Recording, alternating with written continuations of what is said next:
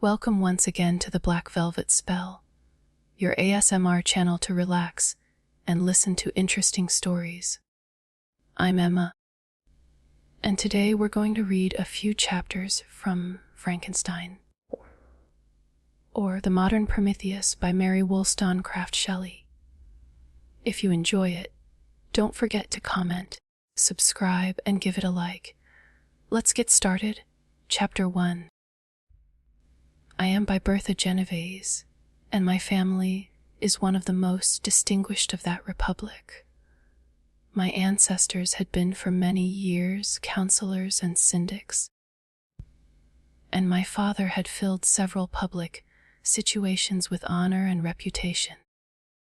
He was respected by all who knew him for his integrity and indefatigable attention to public business. He passed his younger days perpetually occupied by the affairs of his country. A variety of circumstances had prevented his marrying early, nor was it until the decline of life that he became a husband and the father of a family. As the circumstances of his marriage illustrate his character, I cannot refrain from relating them. One of his most intimate friends was a merchant who, from a flourishing state, fell, through numerous mischances, into poverty. This man, whose name was Beaufort, was of a proud and unbending disposition, and could not bear to live in poverty and oblivion in the same country, where he had formerly been distinguished for his rank and magnificence. Having paid his debts, therefore, in the most honorable manner, he retreated with his daughter to the town of Lucerne, where he lived unknown and in wretchedness. My father loved Beaufort with the truest friendship, and was deeply grieved by his retreat in these unfortunate circumstances. He bitterly deplored the false pride which led his friend to a conduct so little worthy of the affection that united them. He lost no time in endeavoring to seek him out, with the hope of persuading him to begin the world again through his credit and assistance. Beaufort had taken effectual measures to conceal himself, and it was 10 months before my father discovered his abode.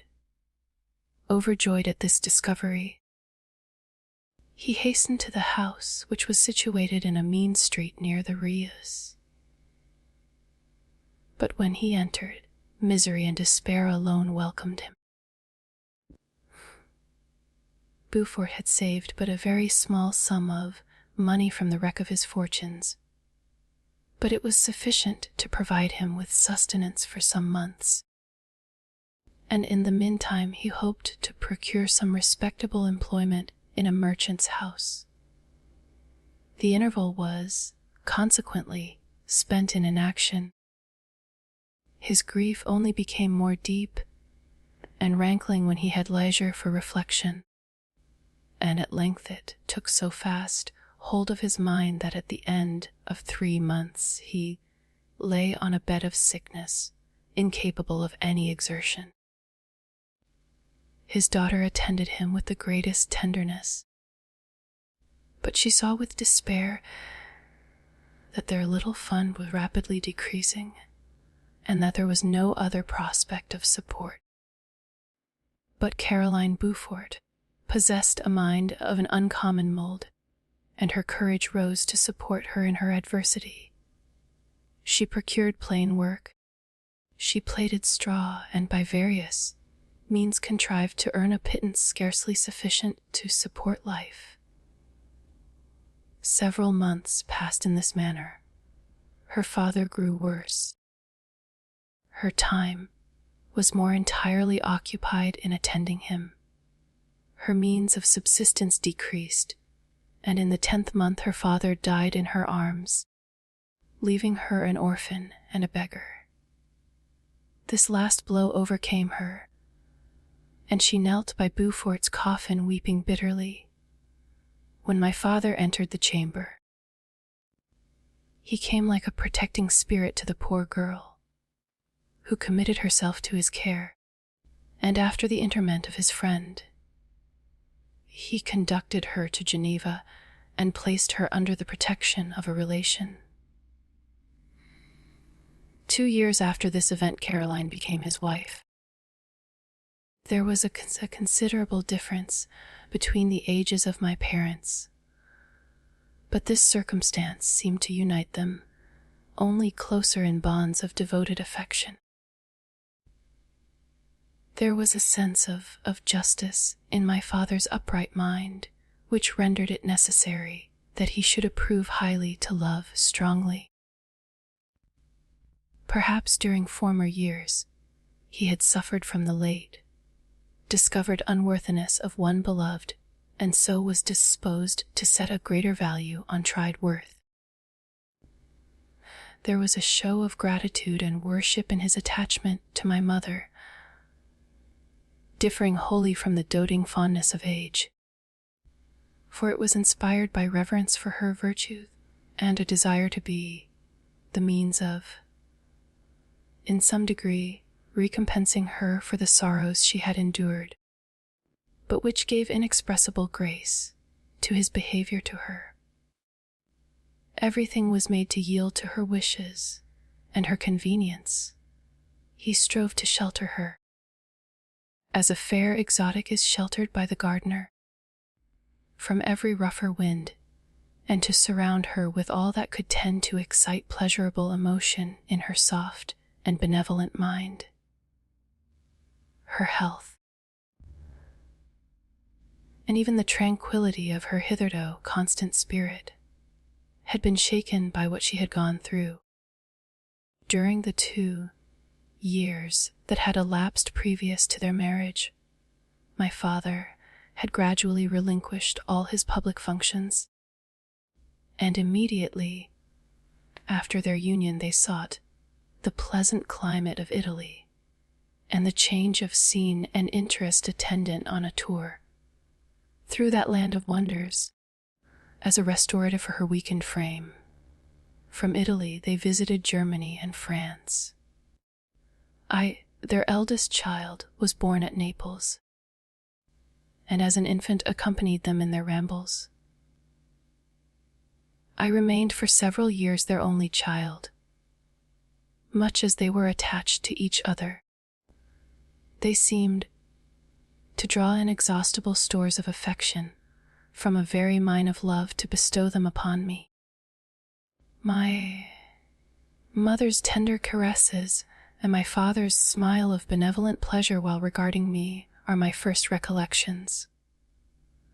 I was their plaything and their idol, and something better, their child, the innocent and helpless creature bestowed on them by heaven, whom to bring up to good, and whose future lot it was in their hands to direct to happiness or misery, according as they fulfilled their duties towards me.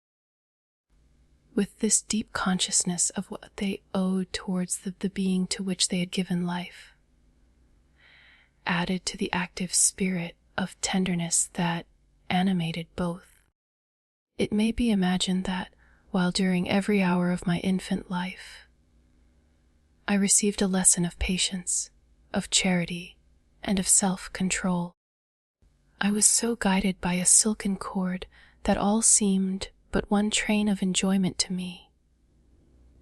For a long time I was their only care. My mother had much desired to have a daughter, but I continued their single offspring. When I was about 5 years old, while making an excursion beyond the frontiers of Italy, they passed a week on the shores of the Lake of Como. Their benevolent disposition often made them enter the cottages of the poor. This, to my mother, was more than a duty, it was a necessity, a passion, remembering what she had suffered, and how she had been relieved. For her to act in her, turn the guardian angel to the afflicted, During one of their walks, a poor cot in the foldings of a veil attracted their notice as being singularly disconsolate, while the number of half-clothed children gathered about it spoke of penury in its worst shape. One day, when my father had gone by himself to Milan, my mother, accompanied by me, visited this abode. She found a peasant and his wife, hard-working, bent down by care and labor, distributing a scanty meal to 5 hungry babes. Among these there was one which attracted my mother far above all the rest. She appeared of a different stock. The 4 others were dark-eyed, hardy little vagrants. This child was thin and very fair. Her hair was the brightest living gold, and despite the poverty of her clothing, seemed to set a crown of distinction on her head. Her brow was clear and ample, her blue eyes cloudless, and her lips and the molding of her face so expressive of sensibility and sweetness that none could behold her without looking on her as of a distinct species, a being heaven sent and bearing a celestial stamp in all her features. The peasant woman, perceiving that my mother fixed eyes of wonder and admiration on this lovely girl, eagerly communicated her history. She was not her child, but the daughter of a Milanese nobleman. Her mother was a German and had died on giving her birth. The infant had been placed with these good people to nurse. They were better off then. They had not been long married, and their eldest child was but just born. The father of their charge was one of those Italians nursed in the memory of the antique glory of Italy, one among the Das Sciaviogner Fermenti, who exerted himself to obtain the liberty of his country. He became the victim of its weakness. Whether he had died or still lingered in the dungeons of Austria was not known. His property was confiscated. His child became an orphan and a beggar. She continued with her foster parents and bloomed in their rude abode, fairer than a garden rose among dark-leaved brambles. When my father returned from Milan, he found playing with me in the hall of our villa a child fairer than pictured cherub, a creature who seemed to shed radiance from her looks and whose form and motions were lighter than the chamois of the hills. The apparition was soon explained. With his permission, my mother prevailed on her rustic guardians to yield their charge to her. They were fond of the sweet orphan. Her presence had seemed a blessing to them, but it would be unfair to her to keep her in poverty and want when Providence afforded her such powerful protection. They consulted their village priest, and the result was that Elizabeth Lavenza became the inmate of my parents' house, my more than sister, the beautiful and adored companion of all my occupations and my pleasures. Everyone loved Elizabeth.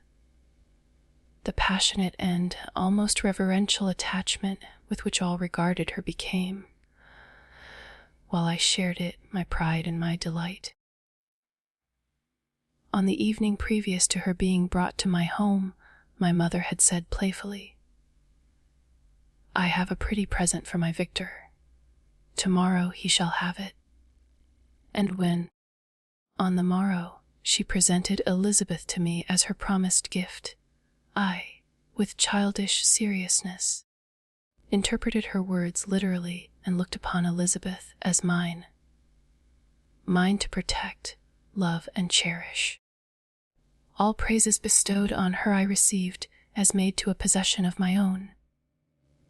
We called each other familiarly by the name of cousin.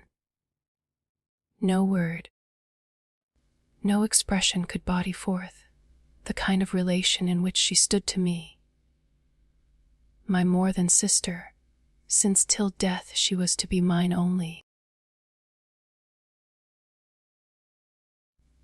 We were brought up together. There was not quite a year difference in our ages.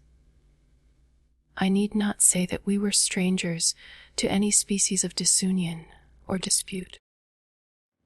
Harmony was the soul of our companionship, and the diversity and contrast that subsisted in our characters drew us nearer together. Elizabeth was of a calmer and more concentrated disposition, but with all my ardor, I was capable of a more intense application, and was more deeply smitten with the thirst for knowledge. She busied herself with following the aerial creations of the poets, and in the majestic and wondrous scenes which surrounded our Swiss home. The sublime shapes of the mountains, the changes of the seasons, tempest and calm, the silence of winter, and the life and turbulence of our alpine summers. She found ample scope for admiration and delight. While my companion contemplated with a serious and satisfied spirit the magnificent appearances of things, I delighted in investigating their causes.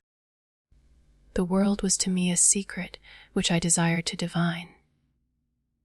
Curiosity, earnest research to learn the hidden laws of nature, gladness akin to rapture, as they were unfolded to me, are among the earliest sensations I can remember. On the birth of a second son, my junior by 7 years, my parents gave up entirely their wandering life and fixed themselves in their native country. We possessed a house in Geneva and a campagne on Belrive, the eastern shore of the lake, at the distance of rather more than a league from the city. We resided principally in the latter, and the lives of my parents were passed in considerable seclusion. It was my temper to avoid a crowd and to attach myself fervently to a few. I was indifferent, therefore, to my school, fellows in general, but I united myself in the bonds of the closest friendship to one among them. Henry Clerval was the son of a merchant of Geneva. He was a boy of singular talent and fancy. He loved enterprise, hardship, and even danger for its own sake. He was deeply read in books of chivalry and romance. He composed heroic songs and began to write many a tale of enchantment and knightly adventure. He tried to make us act plays and to enter into masquerades in which the characters were drawn from the heroes of Roncesvalles, of the Round Table of King Arthur. Tired, and the chivalrous train who shed their blood to redeem the holy sepulchre from the hands of the infidels. No human being could have passed a happier childhood than myself. My parents were possessed by the very spirit of kindness and indulgence. We felt that they were not the tyrants to rule our lot according to their caprice, but the agents and creators of all the many delights which we enjoyed. When I mingled with other families, I distinctly discerned how peculiarly fortunate my lot was, and gratitude assisted the development of filial love. My temper was sometimes violent, and my passions vehement, but by some law in my temperature, they were turned not towards childish pursuits, but to an eager desire to learn, and not to learn all things indiscriminately. I confess that neither the structure of languages, nor the code of governments, nor the politics of various states possessed attractions for me. It was the secrets of heaven and earth that I desired to learn, and, whether it was the outward substance of things, or the inner spirit of nature and the mysterious soul of man that occupied me. Still my inquiries were directed to the metaphysical, or in its highest sense, the physical secrets of the world. Meanwhile, Clerval occupied himself, so to speak, with the moral relations of things. The busy stage of life, the virtues of heroes, and the actions of men were his theme, and his hope and his dream was to become one among those whose names are recorded in story as the gallant and adventurous benefactors of our species. The saintly soul of Elizabeth shone like a shrine, dedicated lamp in our peaceful home. Her sympathy was ours, her smile, her soft voice. The sweet glance of her celestial eyes were ever there to bless and animate us. She was the living spirit of love to soften and attract. Tired, I might have become sullen in my study, rough through the ardor of my nature, but that she was there to subdue me to a semblance of her own gentleness. And Clerval, could aught ill entrench on the noble spirit of Clerval? Yet he might not have been so perfectly humane, so thoughtful in his generosity, so full of kindness and tenderness amidst his passion for adventurous exploit. Had she not unfolded to him the real loveliness of beneficence, and made the doing good the end and aim of his soaring ambition?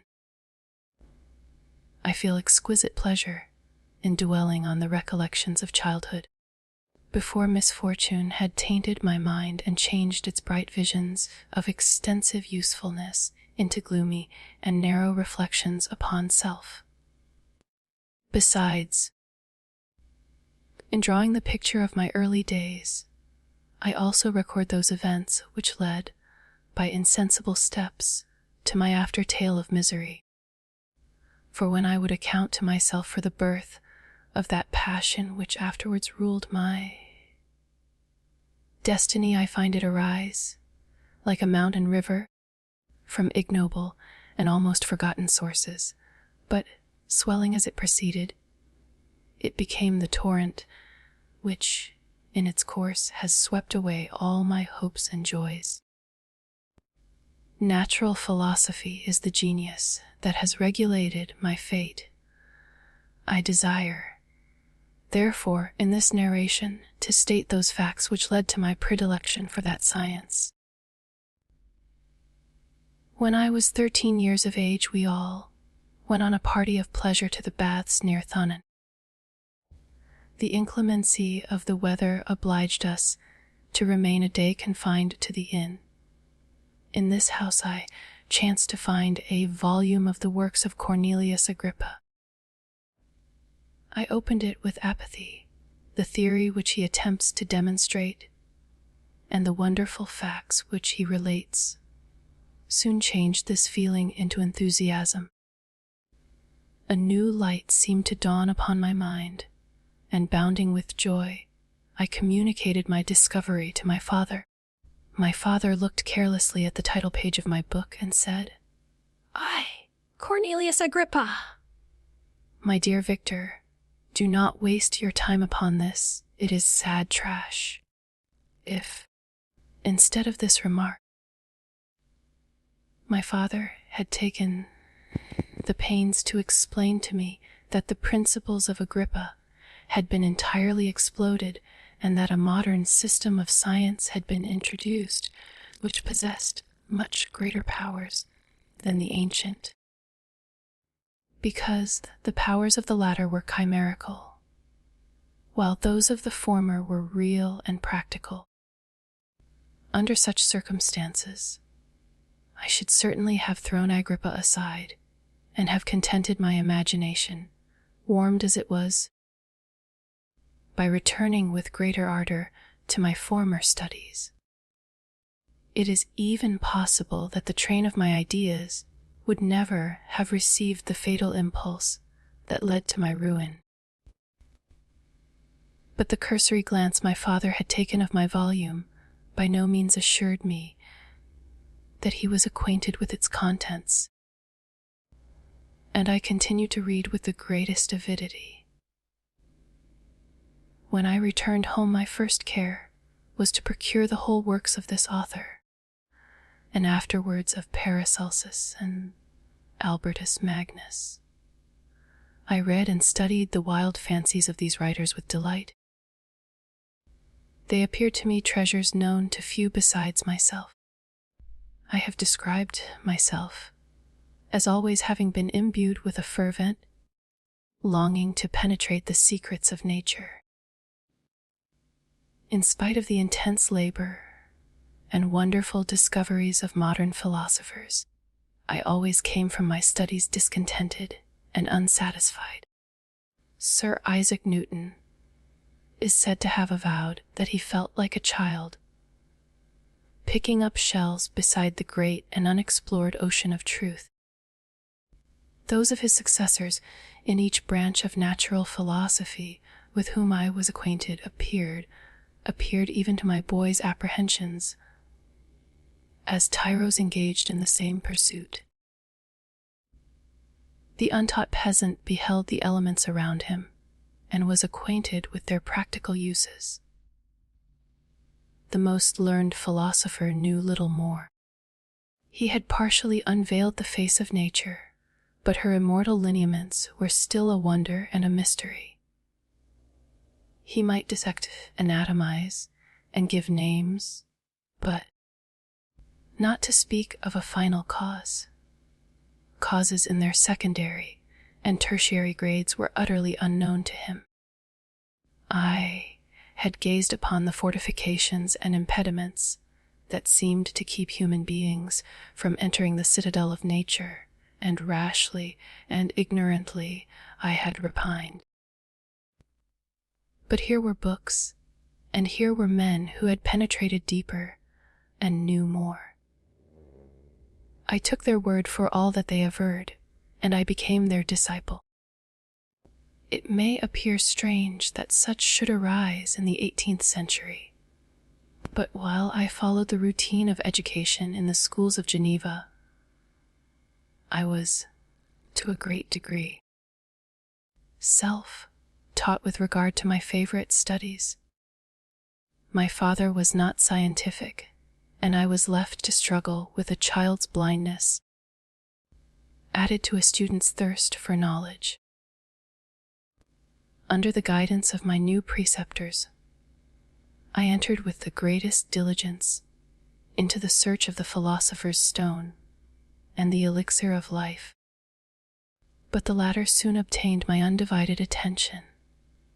Wealth was an inferior object, but what glory would attend the discovery if I could banish disease from the human frame and render man invulnerable to any but a violent death? Nor were these my only visions.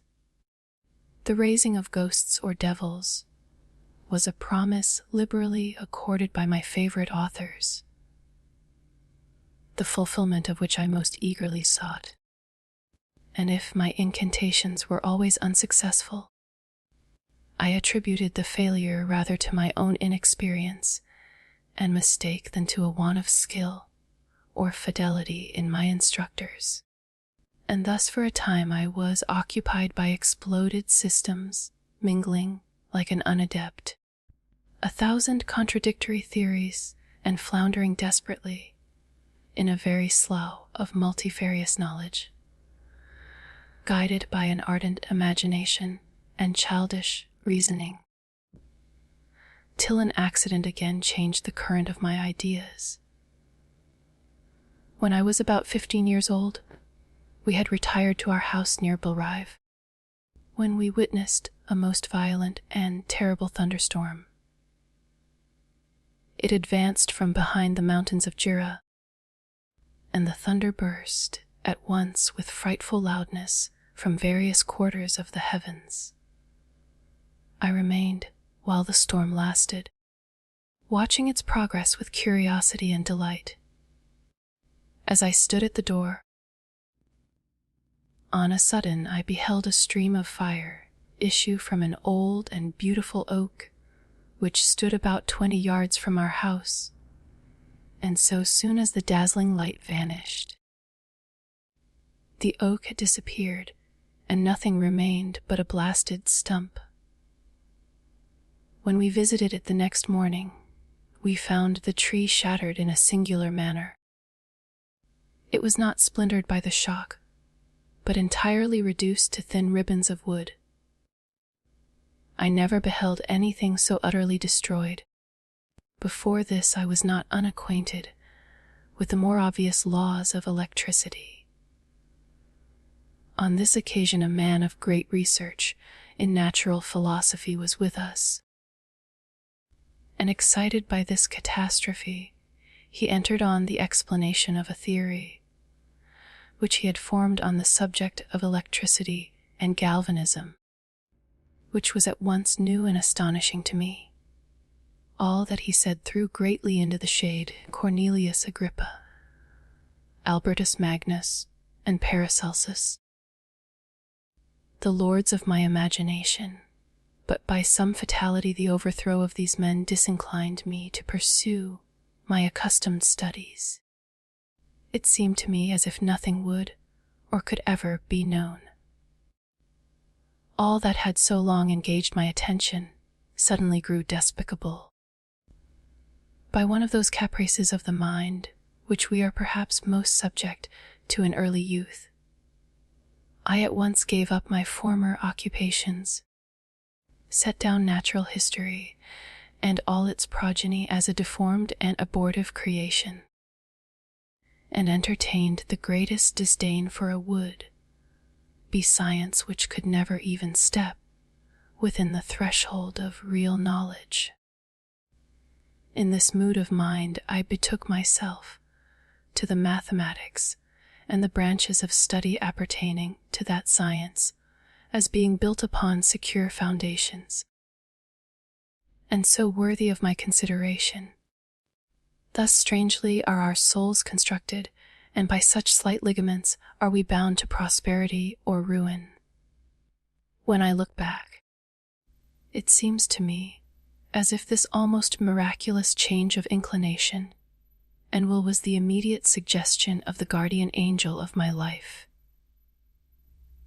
The last effort made by the spirit of preservation to avert the storm was even then hanging in the stars and ready to envelop me. Her victory was announced by an unusual tranquility and gladness of soul which followed the relinquishing of my ancient and latterly tormenting studies. It was thus that I was to be taught to associate evil with their prosecution, happiness with their disregard. It was a strong effort of the spirit of good, but it was ineffectual. Destiny was too potent, and her immutable laws had decreed my utter and terrible destruction. Chapter 3. When I had attained the age of 17, my parents resolved that I should become a student at the University of Ingolstadt. I had hitherto attended the schools of Geneva, but my father thought it necessary for the completion of my education that I should be made acquainted with other customs than those of my native country. My departure was therefore fixed at an early date, but before the day resolved upon could arrive, the first misfortune of my life occurred, an omen, as it were, of my future misery. Elizabeth had caught the scarlet fever. Her illness was severe, and she was in the greatest danger. During her illness many arguments had been urged to persuade my mother to refrain from attending upon her. She had at first yielded to our entreaties, but when she heard that the life of her favorite was menaced, she could no longer control her anxiety. She attended her sick bed. Her watchful attentions triumphed over the malignity of the distemper. Elizabeth was saved, but the consequences of this imprudence were fatal to her preserver. On the third day, my mother sickened. Her fever was accompanied by the most alarming symptoms, and the looks of her medical attendants prognosticated the worst event. On her deathbed, the fortitude and benignity of this best of women did not desert her. She joined the hands of Elizabeth and myself. "My children," she said, "my firmest hopes of future happiness were placed on the prospect of your union. This expectation will now be the consolation of your father. Elizabeth, my love, you must supply my place to my younger children. Alice, I regret that I am taken from you, and, happy and beloved as I have been, is it not hard to quit you all? But these are not thoughts befitting me. I will endeavor to resign myself cheerfully to death, and will indulge a hope of meeting you in another world." She died calmly, and her countenance expressed affection, even in death. I need not describe the feelings of those whose dearest ties are rent by that most irreparable evil. The void that presents itself to the soul, and the despair that is exhibited on the countenance. It is so long before the mind can persuade itself that she whom we saw every day, and whose very existence appeared a part of our own, can have departed forever. That the brightness of a beloved eye can have been extinguished, and the sound of a voice so familiar and dear can the ear be hushed, never more to be heard. These are the reflections of the first days, but when the lapse of time proves the reality of the evil, then the actual bitterness of grief commences. Yet from whom has not that rude hand rent away some dear connection? And why should I describe a sorrow which all have felt and must feel? The time at length arrives when grief is rather an indulgence than a necessity, and the smile that plays upon the lips, although it may be deemed a sacrilege, is not banished. My mother was dead, but we had still duties which we ought to perform. We must continue our course with the rest and learn to think ourselves fortunate whilst one remains whom the spoiler has not seized. My departure for Ingolstadt, which had been deferred by these events, was now again determined upon. I obtained from my father a respite of some weeks. It appeared to me sacrilege so soon to leave the repose, akin to death, of the house of mourning, and to rush into the thick of life. I was new to sorrow, but it did not the less alarm me. I was unwilling to quit the sight of those that remained to me, and above all, I desired to see my sweet Elizabeth in some degree consoled. She indeed veiled her grief and strove to act the comforter to us all. She looked steadily on life and assumed its duties with courage and zeal. She devoted herself to those whom she had been taught to call her uncle and cousins. Never was she so enchanting as at this time, when she recalled the sunshine of her smiles and spent them upon us. She forgot even her own regret in her endeavors to make us forget. The day of my departure at length arrived. Clerval spent the last evening with us. He had endeavored to persuade his father to permit him to accompany me and to become my fellow student, but in vain. His father was a narrow-minded trader and saw idleness and ruin in the aspirations and ambition of his son. Henry deeply felt the misfortune of being debarred from a liberal education. He said little, but when he spoke I read in his kindling eye, and in his animated glance a restrained but firm resolve not to be chained to the miserable details of commerce. We sat late. We could not tear ourselves away from each other, nor persuade ourselves to say the word, "Farewell." It was said, and we retired under the pretense of seeking repose, each fancying that the other was deceived. But when at morning's dawn I descended to the carriage which was to convey me away, they were all there. My father again to bless me, Clerval to press my hand once more, my Elizabeth to renew her entreaties that I would write often, and to bestow the last feminine attentions on her playmate and friend. I threw myself into the chaise to convey me away and indulged in the most melancholy reflections. I, who had ever been surrounded by amiable companions, continually engaged in endeavoring to bestow mutual pleasure, I was now alone. In the university whither I was going, I must form my own friends and be my own protector. My life had hitherto been remarkably secluded and domestic, and this had given me invincible repugnance to new countenances. I loved my brothers, Elizabeth and Clerval.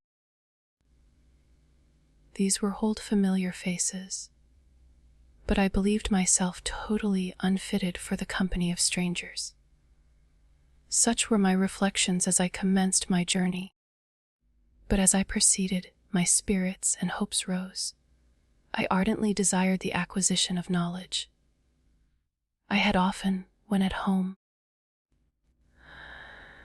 thought it hard to remain during my youth cooped up in one place, and had longed to enter the world and take my station among other human beings.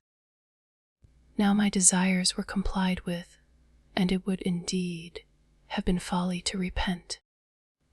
I had sufficient leisure for these and many other reflections during my journey to Ingolstadt, which was long and fatiguing. At length the high white steeple of the town met my eyes. I alighted and was conducted to my solitary apartment to spend the evening as I pleased. The next morning I delivered my letters of introduction and paid a visit to some of the principal professors. Chance, or rather the evil influence, the angel of destruction which asserted omnipotent sway over me from the moment I turned my reluctant steps from my father's door, led me first to M. Krempe, professor of natural philosophy. He was an uncouth man, but deeply imbued in the secrets of his science. He asked me several questions concerning my progress in the different branches of science appertaining to natural philosophy. I replied carelessly, and partly in contempt mentioned the names of my alchemists as the principal authors I had studied. The professor stared. "Have you," he said, "really spent your time in studying such nonsense?" I replied in the affirmative. "Every minute," continued M. Krempe with warmth, "every instant that you have wasted on those books is utterly and entirely lost. You have burdened your memory with exploded systems and useless names. Good God!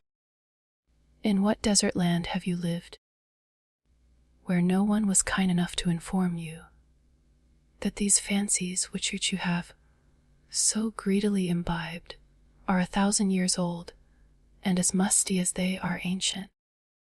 I little expected, in this enlightened and scientific age, to find a disciple of Albertus Magnus and Paracelsus. My dear sir, you must begin your studies entirely anew."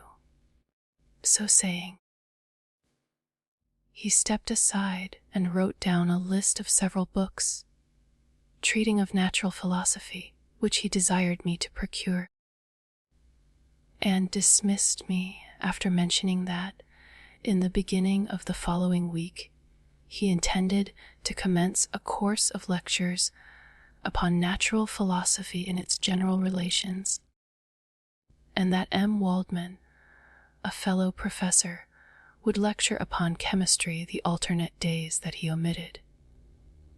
I returned home not disappointed, for I have said that I had long considered those authors useless whom the professor reprobated. But I returned not at all the more inclined to recur to these studies in any shape. Krempe was a little squat man with a gruff voice and a repulsive countenance. The teacher, therefore, did not prepossess me in favor of his pursuits, in rather a too philosophical and connected a strain, perhaps. I have given an account of the conclusions I had come to concerning them in my early years. As a child, I had not been content with the results promised by the modern professors of natural science, with a confusion of ideas, only to be accounted for by my extreme youth and my want of a guide on such matters. I had retrod the steps of knowledge along the paths of time, and exchanged the discoveries of recent inquirers for the dreams of forgotten alchemists. Besides, I had a contempt for the uses of modern natural philosophy. It was very different when the masters of the science sought immortality and power. Such views, although futile, were grand, but now the scene was changed. The ambition of the inquirer seemed to limit itself to the annihilation of those visions on which my interest in science was chiefly founded. I was required to exchange chimeras of boundless grandeur for realities of little worth.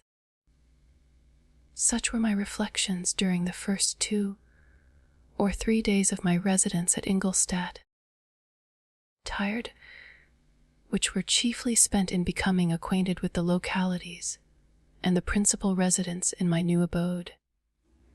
But as the ensuing week commenced, I thought of the information which M. Krempe had given me concerning the lectures, and although I could not consent to go and hear that little conceited fellow deliver sentences out of a pulpit, I recollected what he had said of M. Waldman, whom I had never seen, as he had hitherto been out of town. Partly from curiosity and partly from idleness, I went into the lecturing room, which M. Waldman entered shortly after. This professor was very unlike his colleague. He appeared about 50 years of age, but with an aspect expressive of the greatest benevolence. A few gray hairs covered his temples, but those at the back of his head were nearly black. His person was short but remarkably erect, and his voice the sweetest I had ever heard. He began his lecture by a recapitulation of the histories of chemistry and the various improvements made by different men of learning, pronouncing with fervor the names of the most distinguished discoverers. He then took a cursory view of the present state of the science and explained many of its elementary terms. After having made a few preparatory experiments, he concluded with a panegyric upon modern chemistry, the terms of which I shall never forget. The ancient teachers of this science, said he, promised impossibilities and performed nothing. The modern masters promise very little. They know that metals cannot be transmuted, and that the elixir of life is a chimera, but these philosophers, whose hands seem only made to dabble in dirt, and their eyes to pore over the microscope or crucible, have indeed performed miracles. They penetrate into the recesses of nature and show how she works in her hiding places. They ascend into the heavens. They have discovered how the blood circulates and the nature of the air we breathe. They have acquired new and almost unlimited powers. They can command the thunders of heaven, mimic the earthquake, and even mock the invisible world with its own shadows. Such were the professor's words. Rather, let me say such the words of the fate, announced to destroy me. As he went on, I felt as if my soul were grappling with a palpable enemy. One by one, the various keys were touched which formed the mechanism of my being. Chord after chord was sounded, and soon my mind was filled with one thought, one conception, one purpose. So much has been done, exclaimed the soul of Frankenstein. More, far more, will I achieve, treading in the steps already marked. I will pioneer a new way, explore unknown powers, and unfold to the world the deepest mysteries of creation. I closed not my eyes that night. My internal being was in a state of insurrection and turmoil. I felt that order would thence arise, but I had no power to produce it. By degrees, after the morning's dawn, sleep came. I awoke, and my yesternight's thoughts were as a dream. There only remained a resolution to return to my ancient studies, and to devote myself to a science for which I believed myself to possess a natural talent. On the same day, I paid M. Waldman a visit. His manners in private were even more mild and attractive than in public, for there was a certain dignity in his mien during his lecture which, in his own house, was replaced by the greatest affability and kindness. I gave him pretty nearly the same account of my former pursuits as I had given to his fellow professor. He heard with attention the little narration concerning my studies and smiled at the names of Cornelius, Agrippa, and Paracelsus, but without the contempt that M. Krempe had exhibited. He said that these were men to whose indefatigable zeal modern philosophers were indebted for most of the foundations of their knowledge. They had left to us as an easier task to give new names and arrange in connected classifications the facts which they in a great degree had been the instruments of bringing to light. The labors of men of genius, however erroneously directed, scarcely ever fail in ultimately turning to the solid advantage of mankind. I listened to his statement, which was delivered without any presumption or affectation, and then added that his lecture had removed my prejudices against modern chemists. I expressed myself in measured terms, with the modesty and deference due from a youth to his instructor, without letting escape. Inexperience in life would have made me ashamed. Any of the enthusiasm which stimulated my intended labors. I requested his advice concerning the books I ought to procure. I am happy, said M. Waldman, to have gained a disciple. And if your application equals your ability, I have no doubt of your success. Chemistry is that branch of natural philosophy in which the greatest improvements have been and may be made. It is on that account that I have made it my peculiar study. But at the same time, I have not neglected the other branches of science. A man would make but a very sorry chemist if he attended to that department of human knowledge alone. If your wish is to become really a man of science, and not merely a petty experimentalist. I should advise you to apply to every branch of natural philosophy, including mathematics. He then took me into his laboratory and explained to me the uses of his various machines, instructing me as to what I ought to procure, and promising me the use of his own when I should have advanced far enough in the science not to derange their mechanism. He also gave me the list of books which I had requested, and I took my leave. Thus ended a day memorable to me.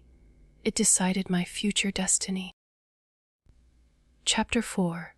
From this day, natural philosophy, and particularly chemistry, in the most comprehensive sense of the term, became nearly my sole occupation.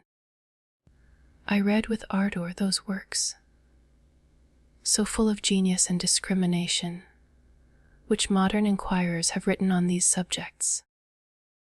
I attended the lectures and cultivated the acquaintance of the men of science of the university, and I found even in M. Krempe a great deal of sound sense and real information, combined, it is true, with a repulsive physiognomy and manners, but not on that account the less valuable. In M. Waldman I found a true friend. His gentleness was never tinged by dogmatism, and his instructions were given with an air of frankness and good nature that banished every idea of pedantry. In 1,000 ways he smoothed for me the path of knowledge and made the most abstruse inquiries clear and facile to my apprehension. My application was at first fluctuating and uncertain. It gained strength as I proceeded, and soon became so ardent and eager that the stars often disappeared in the light of morning, whilst I was yet engaged in my laboratory. As I applied so closely, it may be easily conceived that my progress was rapid. My ardor was indeed the astonishment of the students, and my proficiency that of the masters. Professor Krempe often asked me, with a sly smile, how Cornelius Agrippa went on, whilst M. Waldman expressed the most heartfelt exultation in my progress. 2 years passed in this manner, during which I paid no visit to Geneva, but was engaged, heart and soul, in the pursuit of some discoveries which I hope to make. None but those who have experienced them can conceive of the enticements of science. In other studies you go as fathers have gone before you, and there is nothing more to know. But in a scientific pursuit there is continual food for discovery and wonder. A mind of moderate capacity, which closely pursues one study, must infallibly arrive at great proficiency in that study, and I, who continually sought the attainment of one object of pursuit and was solely wrapped up in this, improved so rapidly that at the end of 2 years I made some discoveries in the improvement of some chemical instruments, which procured me great esteem and admiration at the university.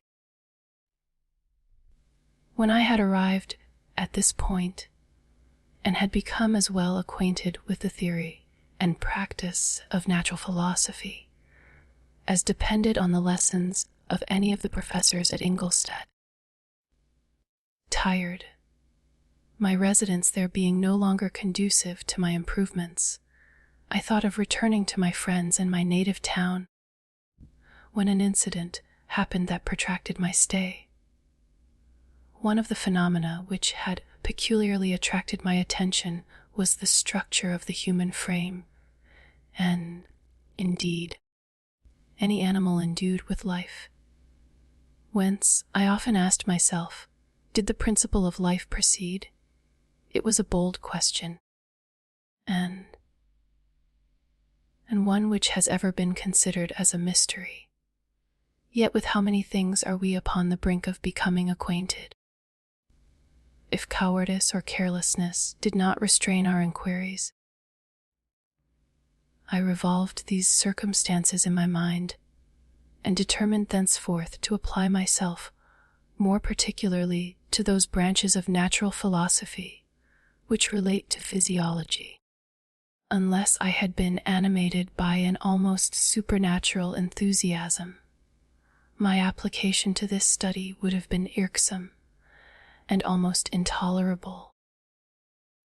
To examine the causes of life, we must first have recourse to death.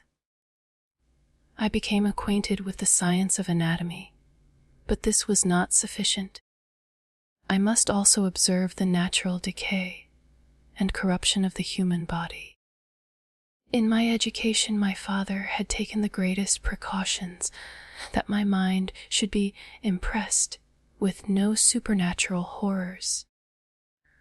I do not ever remember to have trembled at a tale of superstition, or to have feared the apparition of a spirit.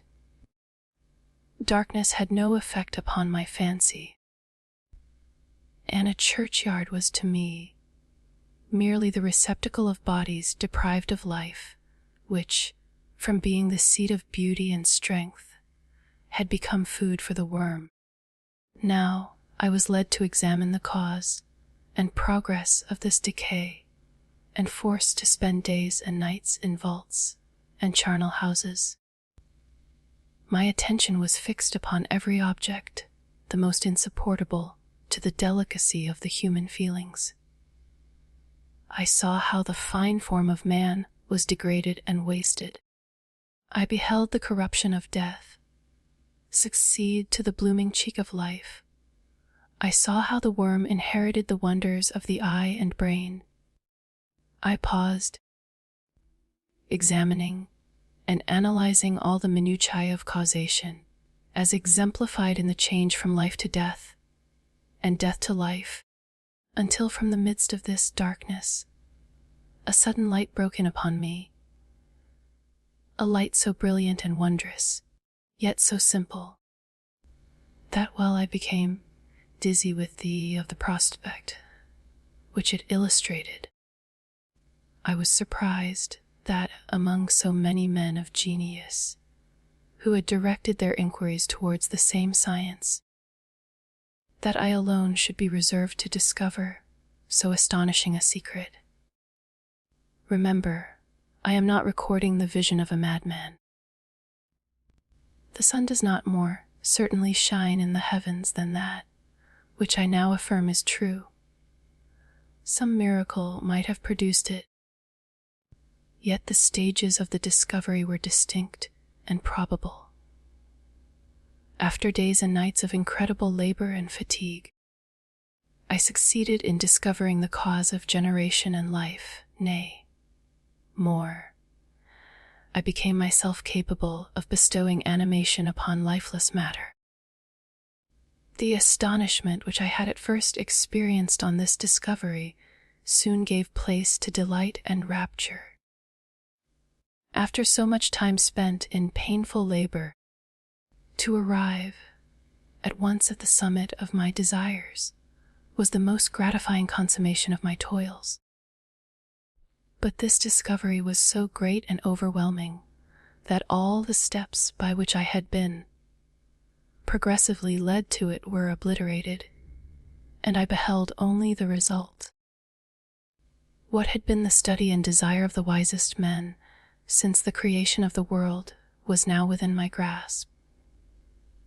Not that, like a magic scene, it all opened upon me at once. The information I had obtained was of a nature rather to direct my endeavors, so soon as I should point them towards the object of my search than to exhibit that object already accomplished. I was like the Arabian who had been buried with the dead and found a passage to life, aided only by one glimmering and seemingly ineffectual light. I see by your eagerness and the wonder and hope which your eyes express, my friend, that you expect to be informed of the secret with which I am acquainted. That cannot be. Listen patiently until the end of my story, and you will easily perceive why I am reserved upon that subject. I will not lead you on, unguarded and ardent as I then was, to your destruction and infallible misery. Learn from me, if not by my precepts, at least by my example. How dangerous is the acquirement of knowledge, and how much happier that man is who believes his native town to be the world, than he who aspires to become greater than his nature will allow. When I found so astonishing a power placed within my hands, I hesitated a long time concerning the manner in which I should employ it. Although I possessed the capacity of bestowing animation, yet to prepare a frame for the reception of it, with all its intricacies of fibres, muscles, and veins, still remained a work of inconceivable difficulty and labor. I doubted at first whether I should attempt the creation of a being like myself, or one of simpler organization, but my imagination was too much exalted by my first success to permit me to doubt of my ability to give life to an animal as complex and wonderful as man. The materials at present within my command hardly appeared adequate to so arduous an undertaking, but I doubted not that I should ultimately succeed. I prepared myself for a multitude of reverses. My operations might be incessantly baffled, and at last my work be imperfect. Yet when I considered the improvement which every day takes place in science and mechanics, I was encouraged to hope my present attempts would at least lay the foundations of future success. Nor could I consider the magnitude and complexity of my plan as any argument of its impracticability. It was with these feelings that I began the creation of a human being. As the minuteness of the parts formed a great hindrance to my speed, I resolved, contrary to my first intention, to make the being of a gigantic stature, that is to say, about 8 feet in height, and proportionably large. After having formed this determination, and having spent some months in successfully collecting and arranging my materials, I began. No one can conceive the variety of feelings which bore me onwards like a hurricane in the first enthusiasm of success. Life and death appeared to me ideal bounds, which I should first break through, and pour a torrent of light into our dark world. A new species would bless me as its creator and source. Many happy and excellent natures would owe their being to me. No father could claim the gratitude of his child so completely as I should deserve theirs. Pursuing these reflections, I thought that if I could bestow animation upon lifeless matter, I might in process of time, although I now found it impossible, renew life where death had apparently devoted the body to corruption. These thoughts supported my spirits, while I pursued my undertaking with unremitting ardor. My cheek had grown pale with study, and my person had become emaciated with confinement. Sometimes, on the very brink of certainty, I failed, yet still I clung to the hope which the next day or the next hour might realize. One secret which I alone possessed was the hope to which I had dedicated myself, and the moon gazed on my midnight labors, while with unrelaxed and breathless eagerness I pursued nature to her hiding places. Who shall conceive the horrors of my secret toil as I dabbled among the unhallowed damps of the grave, or tortured the living animal to animate the lifeless clay. My limbs now tremble, and my eyes swim with the remembrance, but then a resistless and almost frantic impulse urged me forward. I seemed to have lost all soul or sensation, but for this one pursuit. It was indeed but a passing trance that only made me feel with renewed acuteness so soon as, the unnatural stimulus ceasing to operate, I had returned to my old habits. I collected bones from charnel houses and disturbed, with profane fingers, the tremendous secrets of the human frame. In a solitary chamber, or rather cell, at the top of the house, and separated from all the other apartments by a gallery and staircase, I kept my workshop of filthy creation. My eyeballs were starting from their sockets in attending to the details of my employment. The dissecting room and the slaughter house furnished many of my materials, and often did my human nature turn with loathing from my occupation, whilst still urged on by an eagerness which perpetually increased. I brought my work near to a conclusion. The summer months passed while I was thus engaged, heart and soul, in one pursuit. It was a most beautiful season. Never did the fields bestow a more plentiful harvest, or the vines yield a more luxuriant vintage, but my eyes were insensible to the charms of nature, and the same feelings, which made me neglect the scenes around me, caused me also to forget those friends who were so many miles absent, and whom I had not seen for so long a time. I knew my silence dissuaded them, and I well remembered the words of my father. I know that while you are pleased with yourself, you will think of us with affection, and we shall hear regularly from you. You must pardon me if I regard any interruption in your correspondence as a proof that your other duties are equally neglected.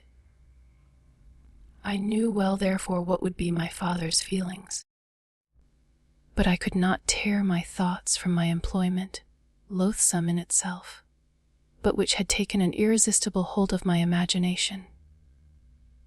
I wished, as it were, to procrastinate all that related to my feelings of affection until the great object, which swallowed up every habit of my nature, should be completed. I then thought that my father would be unjust if he ascribed my neglect to vice or faultiness on my part, but I am now convinced that he was justified in conceiving that I should not be altogether free from blame. A human being in perfection ought always to preserve a calm and peaceful mind, and never to allow passion or a transitory desire to disturb his tranquility. I do not think that the pursuit of knowledge is an exception to this rule. If the study to which you apply yourself has a tendency to weaken your affections and to destroy your taste for those simple pleasures in which no alloy can possibly mix, then that study is certainly unlawful, that is to say, not befitting the human mind, if this rule were always observed. If no man allowed any pursuit whatsoever to interfere with the tranquility of his domestic affections, Greece had not been enslaved. Seedy Tsar would have spared his country. America would have been discovered more gradually, and the empires of Mexico and Peru had not been destroyed. But I forget that I am moralizing in the most interesting part of my tale, and your looks remind me to proceed.